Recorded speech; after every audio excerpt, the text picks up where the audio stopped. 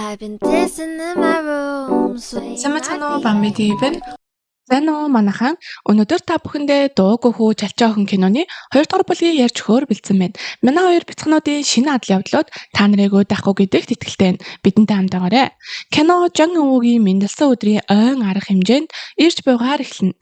Арга хэмжээнд гүү авахтын гэр бүл ирэх бөгөөд хүүгийнх нь аутизм яаж идэгсэн юм бэ гэж асуухад манай Шавжи охин ярилцах аргаар эмчилсэн юм аа гин.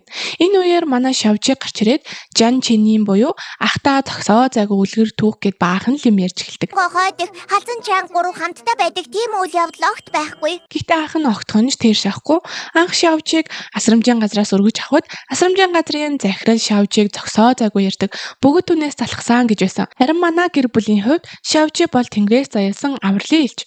Миний хамгийн сайн дүү гэж бодно. Мөн Шавжитэй уулзсны 1 жилийн учир дүүдээ нэгэн бэлэг бэлцэн гин. Харин энэ үеэр гүү эзэгтэй ирээд миний хүүд ч гэсэн Шавжи чам шиг ийм хурдм дүү байсан бол сайхан байхгүй юу? Энэ бол миний хүү Гүү Чинжоо гэд уулзалтын бэлэг болгож алтан зүйлд зөөж өгнө. Шавжиж баярснаа хэлэхэд гүү эзэгтэй. Хэрвээ тийм бол чи манай гэрт очиж хүүгийн минь охин дүү болооч. Энэ гүү ах чинь их халамжтай шүү. Чи заавал энд байж Жан ахыхаа өвчнийг эдгэгч бяцхан эмч байх хэрэггүй шүү дээ. Химэн уг хаяхан тэр. Шавжиж би ахыхаа эмч юм уу? Гээд гайхан асуухад гүү эзэгтэй тийштэй чи ахыхаа өвчнийг эдгэж чаддаг учраас л тэр чамайг дүүгээ болгосон байхгүй юу гэв. Шавжиж үгүй айлгуудээ хүмүүс намайг чалчаа гэд байдагч анх надад огт ургуцдаггүй гэж бодоод ахаасаа энэ бэлгийг авч болох уу хэмээн асууна. Чинийний бэлдсэн бэлгийн сэтгэлийн өвгтэй хөөрхөн захиа байсан тул энэ бэлгэний хажууд жуулдаж байна гэж бодоод цаашаа харж нулимсаа залгаад авч болохгүй. Чи алтан зүйл дээр ахыгаа сольж байгаа юм уу гэж гомдолно. Ингээд Жан өвөө ирнэ. Чиний өвөө нь хатуу ханддаг тул харангуйтаа лайж гарна чичрэн. Ээж нь манай гэр бүлийнхний хувьд чи ах нь учраас эхлээд минь түргэрээ гэж Чинийнд хэлэхэд түүнээс өрсөөд Гүү Чинжоо шууд баяр хүргэж ёроол хэлнэ. Үүнд нь сандарсан Чинийг ёроол хэлэх гэж гацааж төгдөрч байгаад та бол гахаа гэд хэлчихнэ. Та бол гахаа. Шавжи шууд байдлыг зөв тийш нэргүүлэн ах маань таныг тоороо шиг илбэг дэлбэг хангалуун байгаарэ гэж хэлэх гэсэн баха гэж аварна. Жан өвөөч уурлаж чи ганц үг хэлж чадахгүй байж яаж там үйл бүтээх юм гээд дотогш орно. Гэтэл Жанийн энэ явдлаас болоод ээрдэг болчихон тэрээ. Хувийн эмч дуудаж үзүүлэхэд энэ бол сэтгэл зүйн гаралтай ээрэлт аутизмын дараах үлдэгдэл байхаа хэмээн анагаах ухааны талаас эмчлэгдэхгүй гэхэд Жан захирал шууд хэмжээний мөнгө санал болгоод ямар нэгэн аргаар эмчлээж гэх нь тэр. Эмч ч мөнгийг хараад надад нэг нууц арга байх нь байгаа. Гэхдээ ээрэлт хурдан засагдахгүй шүү гэх нь тэр. Аав ээж дүү гурав нь Чинийний сэтгэлийг тайвшруулж та нэг бол ганц үгээр ярих юм уу гэхэд тэгвэл би яаж ирээдүйд захирал болох юм бэ? Өвөөгийн урам хугарнаа гэв. Ээж нь гэхэд тэгвэл цөөн үгээр ярьдаг хүүтэн кул захирал болж болно шүү дээ гэх нь тэр. Чэжсэн шүлгээж унших гэтэл чадахгүй ирсээр л байдаг. Нөгөө талд Жан өвөөгийн найранд Фүү захирал ирсэн байдаг. Фүү захирал Шавжийг хараад шууд яагаад их нарын маань бага насны төрхтэй ийм адилхан байгаа юм бэ хэмээн бодоод Жан захирлаас энэ данаа охин юм уу? Яагаад өмнө нь би харж байгаагүй юм бол өргөж авсан охин минь юм аа. Гэхдээ төрсөн охиноос минь ялгаагүй гэхэд 8 жилийн өмнө алдсан охин нь мөн байж магадгүйг ойлгоно. Харин Фүү захирлын халааснаас унсан эхнэрийнх нь бага насны зургийг Чинийн Шавжигийн зураг байна гэж андууран гялс аваад яагаад дүүгийн минь зургийг авч явдаг лээ хэмээн сэжигтэй байна гэж бодно. Харин Фүү захирал юу шатрхоо болоогүй байгаа учраас үснээс нь авч ДНХ шинжилгээ хийлгэе гэж бодон үсийг нь илэхдээ үснээс нь аваад яв. Гадаа гараад хамт ирсэн хуурай дүү гихч эмэгтэйд энэ миний охин мөн байх нь гарцаагүй гэхэд арай гэж Фүүчи ахын хажууд ирж байхад энэ охин яагаад гинт гараад ирчих вэ гэж бодоод шууд л үүсгэн. Харин Фүү захирал би түүнийг өөрийнхөө охин мөн гэдэгт бат итгэлтэй байна. ДНХ шинжилгээ хийлгэнэ гэхэд нөгөө хүүхэн шууд сандарч надад өгчхөө би шинжилгээ хийлгээд өгье гэж ятгах. Гэсэн ч Фүү захирал өөрийн биеэр явж хийлгэнэ гэд яваад өгнө. Ард нь үлдсэн хуурай дүү Нин Линван болон туслах хоёр нь одоо ингээд төрсөн охиноо олчвол бид яах вэ гэхэд тэрийг Фүү гэр бүлд орж ирвэл устгах арга олох болно гэж ярьж байхыг нь Жан Чинийн нууцаар сонсчихно. Буцаж очиод гэрийнхэндээ хэлэх гэтэл ээрээ долгитой ч юм ярьж чаддаггүй. Гэтэл өвөө нь Чамайг олон улсын хөгжмийн тэмцээнд амжилт гаргасан учраас хорооны гишүүд илтгэл тавиулахаар урьсан. Татгалзаж болохгүй. Энэ бол чамд олдох сайхан боломж. Наа дээрэлдээ зас гэв. Чинийч би явж илтгэлээ тавинаа гэд ам гарчдаг. Ийм том арга хэмжээний үйл ажиллагаанд алдаа гарвал үр дагавар нь их ноцтой байх болно гэд гэрийнхэн нь хурдан ээрэлтийг нь засах арга бодно. Нөгөө хувийн эмчээ дуудаж авчираад 3 өдрийн дотор ээрэлтийг засах хэрэгтэй байна. 500 мянган вон гэхэд тэгвэл би чаднаа. Чиний Шавжи 2 чихв зүгээд тайсны араас Шавжи текстийг уншихад чиний дагаж уншаад илтгэл тавихад болно гэв. Ийхүү Шавжийн чиний 2 илтгэлээ бэлдэж байгаад чинийч фүгэр бүлийн аюулын тухай хэлэх гэтэл Шавжи одоо илтгэлээс өөр чухал зүйл байхгүй. Илүү зүйл ярих хэрэггүй. Хэрвээ энэ илтгэл бүтлгүүтэд та өөрийгөө буруутгаад буцаад аутизмтэй болчихвол яах юм бэ? Би танд тийм зүйл тохиолдохыг хүсэхгүй байна. Гэхэд чинийч за одоо арайч фүгэр бүл рүү явчихаагүй байгаа юм чинь гэд илтгэлээ тавтахыг зөвшөөрнө. Манай хоёр тавтаж байгаа жаахан завсарлаж байтал фүү захирал хурж ирээд чинийнд үүнийг шавжээд эсвэл аав ээждээ дамжуулаад өгөөрэй. Та нарт хүлээн зөвшөөрөхөд хэцүү байж мэдэгч энэ бол мэдэх ёстой зүйл гээд эцэг тогтоолгох шинжилгээний хариу өгчгөөд явна. Чинийч одоо шавжи явчихвал аюулд орно гэж бодоод хинт ч үгэлгүй нуун. Ингээд илтгэл таах өдөрч ирж манай хэд тайзны хойно бэлдэж байтал фүү захирал ороод ирнэ. Тэгснээ та нар миний охиныг булааж авахыг хүсээ юу? Битгий жүжиглээд бай. Та нар бүгд Шавжийг миний охин гэдгийг мэдсэн мэдтэй. Би 8 жилийн турш чамайг хайсан. Сайхныг хүртэл Жан өвгийн мэнтэлсэн өдрийн ойн баяр дээр чамайг анх хараад ээжийнхээ багын төрхтэй яг адилхан байгааг олж мэдсэн. Тэгээ энэхээ шинжилгээ хийлгэтэл миний төрсөн охин болох нь батлагдсан. Тэр дээр Жан гэр бүлд очоод залуу эзэнтэнд хариу өгч чамд дамжуулахыг хүссэн. Гэтэл эднэр хинэн чин тухай чамд хэлээгүй байна гэж уурлахад Жан аав ээж хоёр огт мэдээгүй байгааг хараад чиний рүү дайрч чи зориуд шинжилгээний хариуг нуусан байна гин. Шавжиж манай ах тийм зүйл хийх хүн бишээ. Мэдсэн бол заавал надад хэлнэ. Илтгэл эхлэх нь юутай ч энэ чухал учраас бусад асуудлын учрыг дараа олё гэд чиний энэ хурмыг нь авч өгөх гэтэл Аха, хурмын өмсөө тайзан дээр гарч илтгэлээ тавиарай. халаас наасан дээ энэхий шинжилгээний хариу унчихна. Шавжи үүнийг хараад өөрөөс нь ийм чухал мэдээг нуусан гэдгийг мэдээд фүүрч ихээр гомдож намайг үнэхээр өвчнөө хөвчлүүлэх гэсэндээ ашиглахын тулд хайрлаж байгаа дүр эсэгдэг байсан юм уу хэмээн ойлгож Чи Жан ахыхаа өвчнийг ангаж чадах учраас л тэд чамайг сайн дүүгээ болгож жүжиглж байгаа хэрэг. гомдож хөвчөө тайлаад фүү захиралтай хамт яваад өгнө. Чинийч явж болохгүй гэж яаж тайлбарлах гэсэн ээрээ тайлбарлаж чадалгүй явуулчихна. Шавжи машин цугаад явж байхдаа Чэнийний гараар бичсэн захидлыг уншина.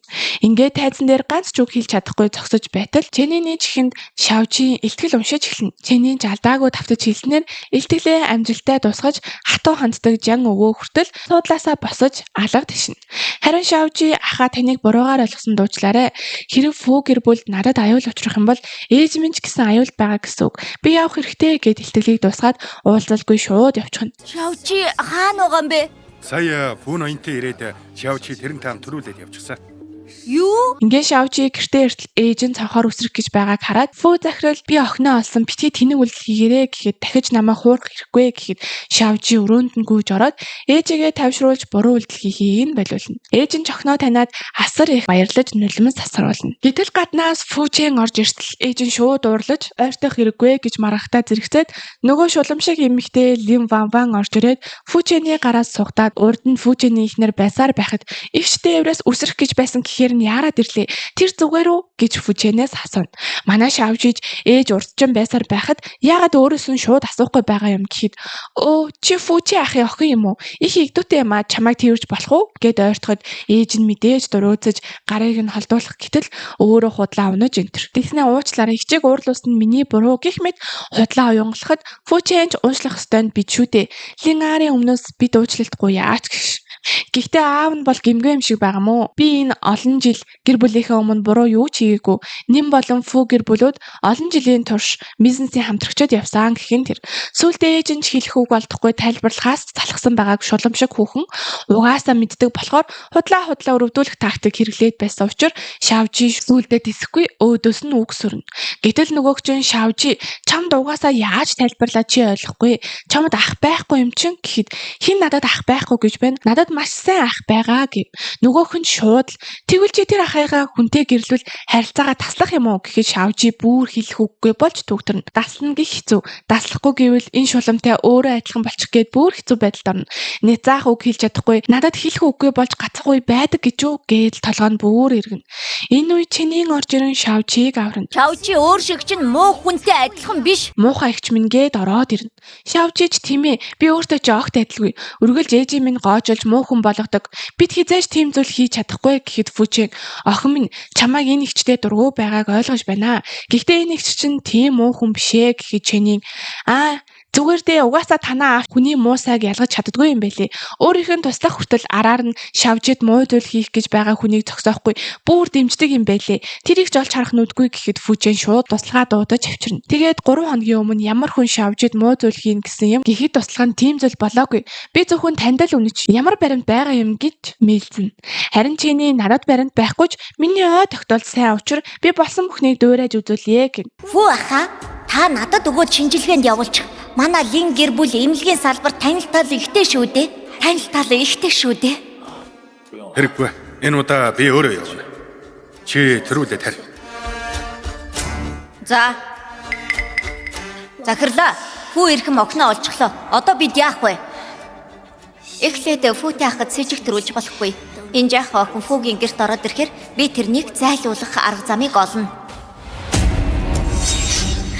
Ямар вэ?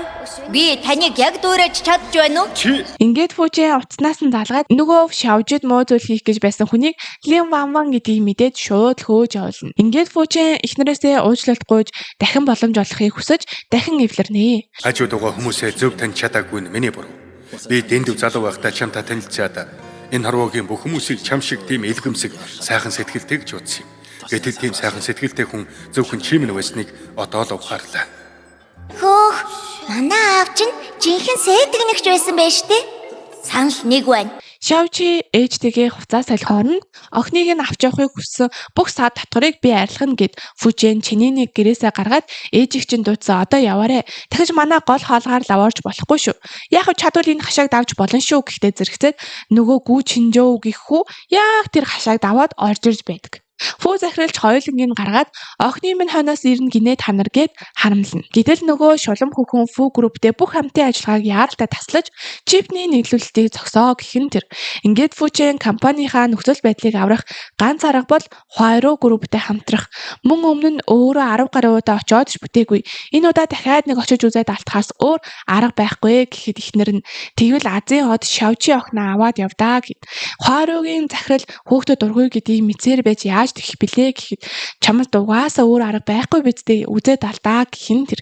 Ингээд охинтойгоо хамт Хуайруугийн суу захирал руу явна. Хамтын ажиллагаа ярилцах уулзалт эхэлж суу захирал танах 10 гаруй удаа манад ирлээ. Энэ удаа юугаараа өөр юм гэж асуухад Фүчэн таны хэлж байгаа үн хитрхи бага байна. Тэр үнийг зөвшөөрөл манайх хашиг болох нь байтугай алдагдал хүлээн штэ гэхэд суу захирал тэр бол та нарын л асуудал. Гол нь Фүчэн чи өөрөө үнэхээр эсэлттэй хүн. Өөрийн төрсөн охиноо гээж өгөх хүнд би яаж итгэж тийм том төсөл хариуцлах юм бэ гэв. Фүчэнж тэр үн боломжгүй гэд хэлзээр дуусгах гэж байхад Шавжи шууд та манай аавыг битгий тэгж дүгнэл дээ. Намайг санаатаагаар гээж гээгүй. Өдөө олон жил намайг хайхаа зогсоогоогүй. Дээрэс нь ээжийг хасрахын зэрэгцээ намайг хайж ажиллаа хийн гэсээр аав минь өс хүртэл бууралцаан гэхэд суу захирлын туслах танах одоо ажил хэргийн уулзалтанд жаахан хүүхдээр утгагүй зүйл яриулах юм уу гэж уурлахад суу захирал шууд lumөрч та хэд гарч бай бидэнд ярих зүйл байна гээд үлдэнэ. Тэгээд надтай адилхан ийм олон хүүхдэд анх удаа л харж байна. Чамайг надтай хэрэг зүйл ярихыг чинь харъя л да гэд Шавжидээ баахан юм хагас цагийн турш ярьж гарнаа. Энэ хооронд Чэнийн бүр байж ядан Шавжийг хайх хэрэгтэй байна гэсээр л байдаг. Харин Жан эцэгтэй Шавжи дөнгөж сая төрсөн эцгийнхээ олсон уулзалгүй удсан тул тэдэнд хамт байх ургацаа хэрэгтэй. Би цаад болж болохгүй шүү дээ гэж тайвшруулна. Гэсэн ч Чэнийн дахиж Шавжийг харж чадахгүй бол яах юм бэ гэсээр л байдаг. Жан эцэгтэй сүулдэ бүр бууж өгч чамайг Шавжитэй уулзуулъя л даа гэд Хуайруу групп руу дагуулад яв. Гэтэл суу захирал шударгаар Фу группт өрсөлдөх боломж олгож байна гэд хамтрах саналыг нь зөвшөөрөөд Шаожидээ үргэлжлүүлэн чалчилж эхлэнэ. Тэгээд төгсгөлд нь суу захирал сэтгэл хангалуун байгаа бололтой. Цаашид миний хэрэг гарвал хизээд хийлж болно шүү гэхэд Шаожи шууд боломжийг хатгаж тэгэл та үнэ жаахан багсахчих тэхүү. Манай аавд хэрэгтэй байгаа юм аа гэхэд болохгүй зүйл яхаа үгүй л дээ. Фу групптэй удаан хугацаанд хамтрахын тулд тэдний ашигт ажиллагаач бидэнд бас чухал гэд Шаожигийн нэрийг бодож чиний хэлсэн үнээр гэрээ хийе гэх тэр. Яг энэ үеэр Чэнийн орж ирээд ашгүй ингэж нэг Шаожидээ уулзна. Тэгснээ суу захирал би таныг ганц би гэж сонссон. Дараа нь танд өвгөө танилцуулнаа гэж хэлээд амжина. Гэтэл суу захиралд яаралтай дуудлага ирж нэн группээс болж бид чипээ хугацаанд нийлүүлж чадахгүй болчихлоо. Бидний чип дор хаяж 7 хоногийн дараа нийлүүлэлт хийж чаднаа гэв. Гэтэл фүү захирал 2 хоногийн дараа бүтээгдэхүүнээ өгөх ёстой тул хугацаанаас хоцорвол их хэмжээний торгууль төлөх нөхцөл үүснэ. Гэтэл бүгд нэг дор цугладаг юм уу хаашийн нөгөө шулам Лин Ван хүрээд ирнэ. Тэгснээ би танд туслахаар ирсэн. Тэр хамтын ажиллагаа дуусгаж нөөц чипийг дуусгасан хүн нь би бишээ. Манай аав хийсэн юм. Би танд туслахыг хүсэж байгаа гэх мэтээр жүжиг тавьж эхэлнэ. Аав руугаа яг одоо залгаад инхээ бол гэж хэлье гэснээ Би одоо шууд уцтаж. Би хавасаа гойж танай компаниг зүгээр өнгөрүүлэхийг хүсье. Өмнө нь яагаад тэгээгүй одоо ирчгээд баг зүүж байна уу? залгаад болохгүй бол би байшингаас өсрөн шүү гэж уцаар ярьж дүр үзүүлнэ. Харин Фүжэн танаах дахин хамтран гэвэл болохгүй зүйл байхгүй. Одоо яаралтай гаргах ёстой бүтээгдэхүүн бий. Үнэхээр хамтрамаар байвал багц чипийг гаргаад Фү групп түлээлгэж өгөө гэхэд тэр боломжгүй аав аль хэдийн зараа дуусгачихсан шүү дээ гэв. Фүжэн арга байхгүй учир хугацаа сунхаас өөр арга алга. Гэхдээ энэ бол томоохон гадаадын хамтрагчид учир хугацаа алдвал манай группийн нэр хүнд унаж бүр цаашлаа торгуулаас болж санхүүгийн системэнд тасрах аюултай болно гэхэд жан эзэгтэйч манайх танаад хөрөнгө оруулахар шийдсэн тул бүү санаа зовоорой гэхин тэр. Ингээд манай хотод цаг агаарын онц ноцтой үзэгдэл болдоггүй юм бол торгуулгүйгээр хойшлуулна гэж байхгүй гэв. Гэтэл нөгөө шуламчин та энд юу н яах гэж энэ Шаожиг авчирсан юм бэ? Тэрнийг ирснээс хойш Фү гэр бүл дандаа азгүйдэл тохиосон гэхэд Шаожи би ч асрамжийн газартай байсан нь дээр байж дээ гэж сэтгэлээр унана. Мэдээж бүгд үгнийг нь үгүйсгэнэ. Ингээд харилцагч нар руугаа имэйл бичиж нөхцөл байдлыг тогтворжуулах гэтэл гадаа цас орж байгаа мэдээлэл ирнэ. Ингээд торгуулуулах шаардлагагүйгээр багц бүтээгдэхүүний захиалгыг хойшлуулж болох нь тэр. Фүчэнд цаашид Хуайруу групптэй хамтарч ажиллана. Дахиж Фү болон Нин гэр бүлүүдийн хооронд ямар ч харилцаа байхгүйгээд явхад нөгөө шуламчин яасан ч чамаас салахгүй дээ гэд танаа гэр бүлийг бутаргаж хацал үзүүл байж чамайг хажуудаа авах болно хэмээн зансаар үлдэнэ. Надаас яаж салж чадах вүлээ дээ? Би чамайг ингээд тавиад явуулчихна гэж юу? Би заавал чиний гэр бүлийг сөөрүүлэх болно. Тэгвэл чи асан туршдаа минийх л байх болно. Нөгөөд бол Жан Чиний Фү гэр бүл рүү нууцаар нэвтэрч ортол Гү Чинжоо бас нууцаар орж ирж байгаатай таарлтана. Хоёулаа Шаожиг хайж байгаад ээжд нь баригчдаг нь тэр. Энэ үеэр гаднаас Шаожи аавтайгаа орж ирээд ярилцаж байтал сүүлдээ Чинжоо, Чиний хоёр хоёулаа Фү гэрт амьдрахаар болдог. Шаожигийн өрөөний хажууд нэг өрөө бий. Тийшээ Шаожиг хамгийн сайн мэддэг хүнийг оруулъя гэд хідэн асуулт асуудал Чиний аабээгөө бүгдийг нь хариулна. Мэдээж төрсөн ээж аав нь зөв хариултыг мэдэхгүй тул Чинийг ямар ч өрсөлдөгчгүй ялна. Ингээд бөөндөө баяр хөөртөө инээлдээ сууж байтал нөгөө Лин Ван шулам ороод ирнэ. Тэгснээ дахиад л уучлалт гуйх гэж ирлээ гэх мэтээр жүжиглэж гарна. Шаожид бэлэг авчирсан гэд асрамжийн газрын даргын хийсэн осмонтус цэцгийн бэлуунд дуртай гэж сонсоод даргын өөрөө гараар хийслэгсэн бэлуу авчирлаа гээд өгнө. Шаожид би даргын хийсэн бэлуунд үнэхээр дуртай гэхэд бүгд л дургуйцаж холдуулна. Сүүлдээ Лин Ван бүр хэлэх үгүй болж эдний чинь төрсний дараа их хэмжээний цус алдаж байхад эмнэлгийн цусны нөөц хоос ирсэн үед би л цусаа өгч амийг нь аварсан мэдтэй гэхэд ихнэр нь анх удаа энэ тухай сонсож байгаа тул лавшруулан асууна. Фүчэнж тийм ээ энэ хүртэл тэрнийг төвчөж чимээгүй өнгөрүүлж ирсэн шалтгаан нь энэ чамайг түүн дургуй учраас огт хэл зүрхлээгүй юм аа гэв. Шаожиж ээжийг аварсан юм чин ихчийг энд төрүүлдэж хие гэд төвчөрсөн блог нь амтархан идэнэ. Даргын хийсэндээ яг адилхан байна амттай байна гэв. Гэтэл Чинийн Чинжоо хоёрт нэг ил муу мэдрэмж төрөөд сэжиг төрөөд байгаа бололтой. Хоорондоо шимнэлдэгч Шаожигийн аав ээж хоёр юу ч хийгээгүй байхад хоёлаа зүгээр л ажиллаж байя гэд. Чинжоо хүн явуулаад энэ нэмэгтэй Шаожигийн ээжээ цус өгсөн тухай асуудлыг шалгуулж байгаа хариу өртөлгүүлээе гэв. Шулам Лин Ван бүгдээрээ цаашид сайхан харилцаатай байцгаая. Би ойр ойрхон ирж Шаожи та хоёрт хань болж байя гэхэд Шаожи шууд л тгийе чи ашгүй осмонтосын бэлүү идэх хүнтэй боллоо гэхин тэр ээж нь шууд юу гэхэд Шавжийн нүдээ ирмэнэ. Гэтэл Чинжаогийн явуулсан хүмүүс тухайн үед ээжийнхэн төрөлтийг удирдах байсан их баригч сургаггүй алга болсныг олж мэднэ. Нууцаар Шавжид хэлтэл би ч бас мэдэж байна. Учир нь асрамжийн газрын захирал би илүү огт хийж чаддгүй юм.